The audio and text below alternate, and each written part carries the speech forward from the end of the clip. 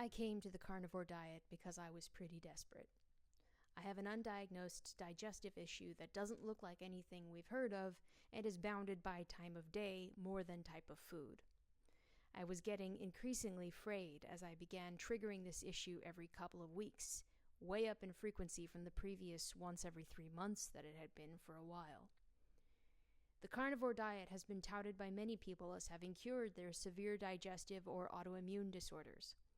After listening to Jordan Peterson and his daughter discuss its effects on their mood and autoimmune issues, Sergey and I always kept it in our back pocket as something to try at some point. While on carnivore, you are only allowed to consume a thing if it was produced by an animal. Fish, meat, poultry, eggs, and dairy are on the menu.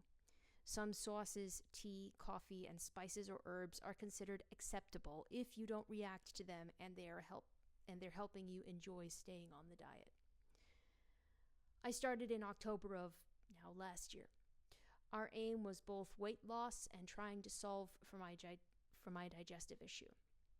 I went cold turkey and kept almost pure carnivore, coffee and tea exceptions, and one situation where I ate a gift of persimmons out of politeness, the whole time.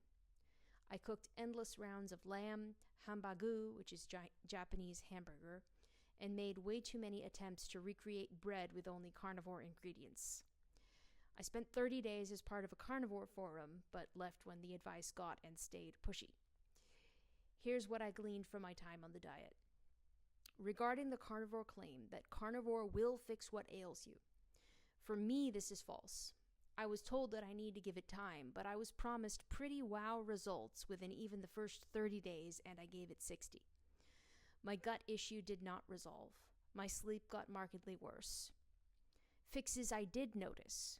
I was sweeping up way less hair, which means that before carnivore I was losing a lot of hair and didn't realize how abnormal that was. Also, after the initial facial eruption in the first couple of weeks, my skin calmed way down and breakouts became very rare. I did not lose weight, but I accept that that was likely because 1, I stopped going to the gym due to energy plummeting, and 2, I ate a lot of dairy. More on that later. Regarding the carnivore claim that you stop being hungry on carnivore, true. Because there's no carbs or sugar on this diet, your blood sugar calms way the heck down and you stop feeling randomly hungry throughout the day. You also begin to relearn trusting your hunger signals when they do show up.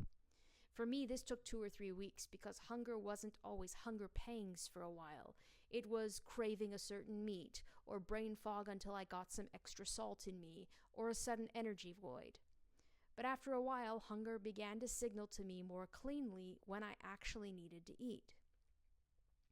One thing I learned purely from the elimination diet nature of carnivore was that liquid fat after 4 p.m. is 100% one of the things triggering my issues. Once the food noise is cleared away and your diet has been simplified down to basics, it's a lot easier to spot patterns. So if you feel like you're hitting a wall 10,000 times and are unable to pin down what food is doing it to you, consider some form of elimination diet. It really does reveal a lot. Regarding the carnivore claim that on cheat days you will feel and understand the ill effects of all other food on your body and it will help you stay faithful to carnivore thereafter. For me, false. Here's the thing. 60 days on carnivore reset my alcohol tolerance to lightweight. It also meant that if I ate some processed carbs as my main dish, like a nice bowl of beef udon soup with all those fat noodles, I'd spike into low-level anxiety for hours. However, if I first ate a decent chunk of protein and then had processed carbs or mountains of sugar like I did on Christmas, then I'm actually quite fine. The worst thing is that I'll have to deal with sugar cravings when I drop back down to minimal sugar intake, but I can deal with that. Basically, if I'm a bit smarter about the order I eat things, food is not harming me the way I heard it would if I left the carnivore diet. Now, what this tells me is that I don't have any of the issues that ail the larger carnivore community. I believe the stories, the insane flare-ups of bizarre symptoms, and the horrible regret they have if they go off for even a little bite. However, given that it isn't my experience, what it tells me is that carnivore is not the answer to my problem. In fact, I may function better with a low-level intake of carbohydrates and some daily fruit.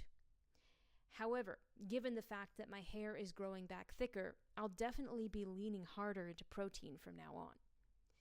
In short, if you are desperate for answers, the carnivore diet is as good a place to start as any.